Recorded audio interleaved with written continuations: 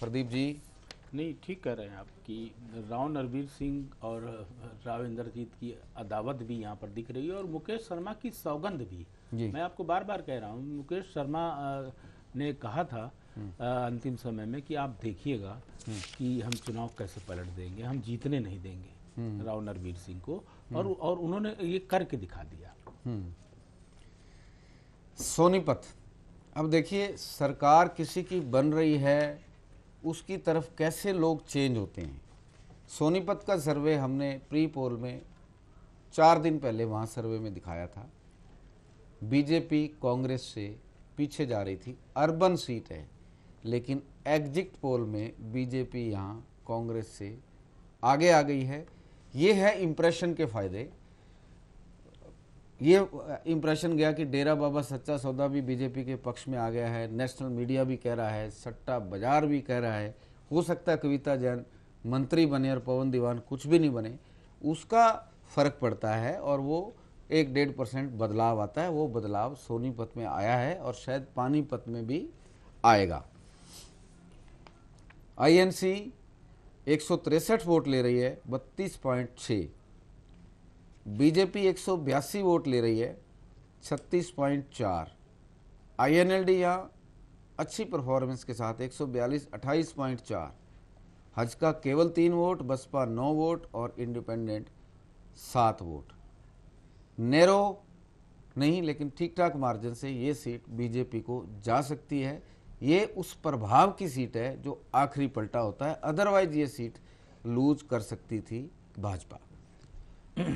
देखिए, हाँ अजय जी, मैं कह रहा हूँ कि 4 दिनों में मुझे जहाँ तक मुझे याद है 11 तारीख को सोनीपत का सर्वे हुआ था जी। और 15 तारीख को 4 दिनों में 10% का जंप जी, अपने आप में बहुत मायने रखता है। वो जो आपने कहा बिल्कुल वो वही फैक्टर है कि जब देख रहे हैं कि जीतने वाला ये है और ये हमारा उम्मीदवार जो है मंत्री भी बन सकता है, तो इस उम्मीद से बहुत अंतर पड़ जाता है। आज वोटर्स बहुत चालाक हो चुके हैं, वो सिर्फ एमएलए नहीं चुनते हैं, वो उनकी निगाहें चंडीगढ़ तक और दिल्ली तक होती है।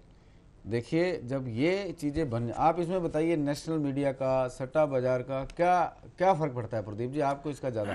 देखिए, ये जो एक हवा होती है और ये हवा बनाई जाती है, और मेरा बहुत साफ धारणा है कि हवा बनाने के लिए चीज़ों को तय किया जाता है राजनीतिक दलों से। जी और जहाँ तक सट्टा बाजार की बात है, वो अपने परसेप्शन पे चलता है। जी सट्टा बाजार में जो पैसे लगवाता है, वो उसका कभी जुआ जो खिलाता है वो कभी हारता नहीं है। वो दोनों तरफ से खेल रहा होता है असल में, कि वो ज़्यादा भी बता रहा होता है और कम भी। वो अपनी सुविधा से अपने पैसे को बैलेंस किए रहता है।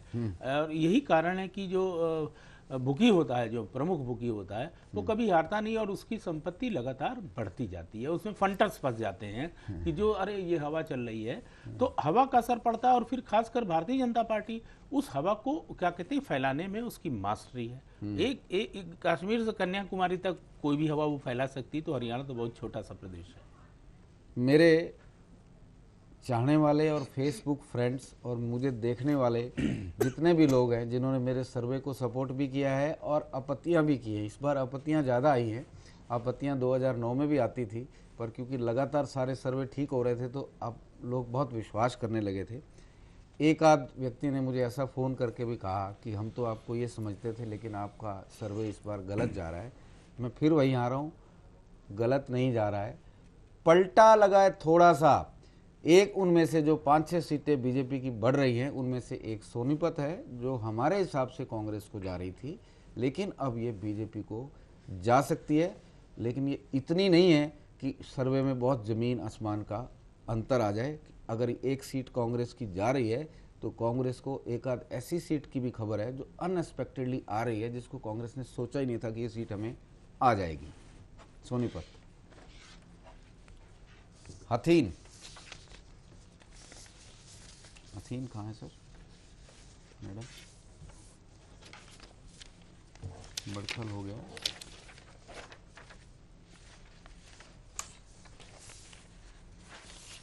चलिए तब तक एक और हाई वोल्टेज सीट डिस्कस कर लेते हैं, जब तक हथीन इसमें है हथीन मेरे हाथ में नहीं आती है। इसमें है, आप इससे भी कर सकते हैं। सीधी हाई वोल्टेज सीट पे चलते हैं। सिरसा, सिरसा में डेरा सच्चा सौदा का बहुत प्रभाव है। डेरा सच्चा सौदा वहाँ चुनावी नतीजों को बदल दिया करता है, और पिछली बार उसने गोपाल कांडा के पक्ष में चुनावी नतीजे बदल दिए थे, और बड़े बड़े महारथी लक्ष्मण दास अरोड़ा जैसे महारथी भी गोपाल कांडा जैसे नए व्यक्ति से चुनाव हार गए थे। इस दफ़ा डेरा सच्चा सौदा गोपाल के साथ नहीं है, बीजेपी के साथ है, लेकिन सिरसा लोकदल का बड़ा गढ़ है, मजबूत किला है, और कैंडिडेट भी इस बार लोकदल ने ज़बरदस्त दिया है, किसी तरह की कोई कमी नहीं, वो नतीजों में शो हो रहा है। आईएनएलडी को 186 वोट मिल रहे हैं, 37,014 वोट वैल्यू, 28.61%। बीजेपी बिल्कुल आईएनएलडी के करीब, लेकिन सैंपल तो सैंपल है 178। क्लोज फाइट में बीजेपी मामूली सी पीछे नज़र आ रही है, लेकिन ये इतनी क्लोज फाइट है कि आप प्रेडिक्ट नहीं कर सकते कि ये सीट बीजेपी को जाएगी या आईएनएलडी को जाएगी। हरियाणा लोकहित पार्टी के गोपाल कांडा 169 वोट, 33,631, 26% वोट उनको आते हुए नजर आ रहे हैं, लेकिन वो आईएनएलडी से पीछे है, इसलिए उनको मेन रिंग में नहीं लिया जा सकता। आईएनसी का यहाँ कैंडिडेट भी नहीं था। अब मैं चर्चा करूंगा एक तरफ से ऐसे कि जब लोग कहते हैं कांग्रेस तो मर गई, आईएनसी के कैंडिडेट यहाँ से राहुल सेतिया थे, टिकट भी चीफ मिनिस्टर ने उनकी जेब में डाल दी थी, लेकिन लास्ट मिनट उठ के वो बीजेपी में चले गए, बीजेपी की टिकट ले आए। कांग्रेस ने ये टिकट एक अपने पुराने वर्कर को ओबलाइज करने के लिए दी कि चलो चुनाव तो नहीं जीतना है, पर तू एक बार चुनाव की ट्रेनिंग तो ले ले। फिर भी कांग्रेस को यहाँ 16,318 वोट आ रहे हैं, 12.6। ये ऐसे वोट हैं, इतनी टफ 3 बड़े ग्रुप खड़े हों और उसके बाद भी कांग्रेस 12.5% वोट ले रही है, इसलिए कांग्रेस कभी रेस से बाहर नहीं होती, मुकाबले में रहती है। इंडिपेंडेंट 14, 2786, और हजका को यहाँ 21 वोट मिले हैं। ये पता नहीं वोट की टर्म में आएंगे भी या नहीं। जो कुलदीप के शौकिया लोग हैं कि चलो कुलदीप ही सही, 4000 की वोट वैल्यू आ रही है, मुझे लगता नहीं कि 4000 वोट आएंगे। ये किसी में जाके मर्ज होंगे और क्लोज हो जाएगा। प्रेडिक्शन, नतीजे बता रहे हैं कि प्रेडिक्शन बहुत मुश्किल है, पर लगता ही है कि सीट लोकदल और भाजपा के बीच में है। कितनी टफ नजर आ रही प्रदीप जी आपको? एक चीज फोन कर, क्या डेरा सच्चा सौदा बाबा राम रहीम की जो अपील थी, चाहे जो भी था, वो फेल कर गई, इसलिए बीजेपी पीछे है? ये सीट बाबा राम रहीम की वजह से ही मुकाबले में आई है, अदरवाइज ये सीट मुकाबले से बाहर थी। मुकाबला ही गोपाल कांडा और सिंगला में था। ये आउट थी सीट।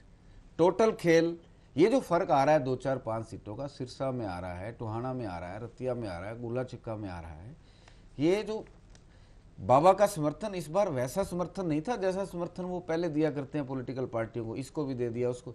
इस बार तो समर्थन उनका बूथ पे था, यानी उनके लोग बूथ पे उतर के बीजेपी की मदद कर रहे थे पूरे हरियाणा में। जो 1-1.5% रातों रात जो बीजेपी के प्रति स्विंग आया और एकदम वो आ गया कि नहीं बीजेपी सरकार बनाने जा रही है, यही वजह। 2-3 सोटे जो बीजेपी ने आखिरी 2 दिनों में लगाए, ये वही वजह है। और इसी वजह से ये तीसरे नंबर का कैंडिडेट दूसरे नंबर पे आ गया, और दूसरे नंबर में भी बहुत क्लोज सिक्का फेंक नतीजा है। और ये भी 2-4 बूथ, आखिरी बूथों पे फैसला होगा इस सीट का भी। ये सिरसा, हथीन,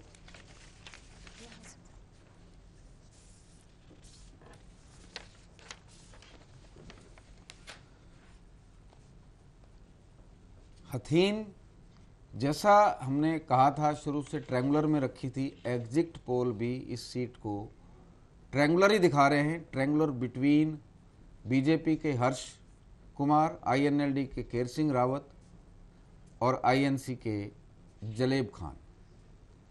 जलेब खान को 147 वोट मिले हैं, आईएनएलडी को 122 वोट मिले हैं और बीजेपी को 130 वोट मिले हैं।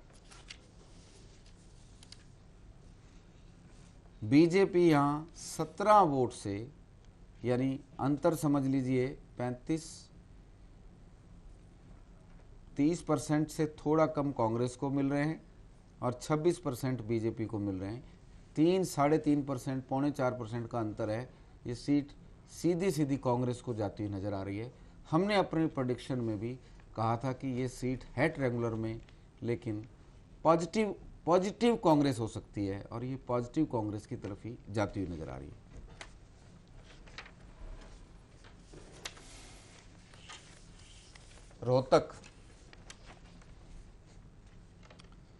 रोहतक का सैंपल 500 का नहीं है, 433 वोट का सैंपल है।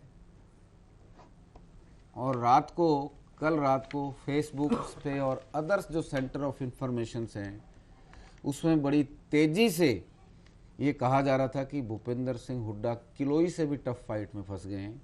उनकी कलानौर भी हार गई, उनकी महम भी हार गई, उनकी रोहतक भी हार गई। यानी इंप्रेशन ये दिया जा रहा था कि उनका गढ़ टूट गया है। इंप्रेशन ये भी दिया गया कि किरण चौधरी भी चुनाव हार रही है, और इंप्रेशन ये भी दिया गया कि स्वित्री जिंदल भी चुनाव हार रही है। हमको भी लगा कि शायद बीजेपी की आंधी चल पड़ी है, इसलिए हमने रोहतक को रखा सेंटर में, क्योंकि रोहतक से हरियाणा की राजनीति तय होती है।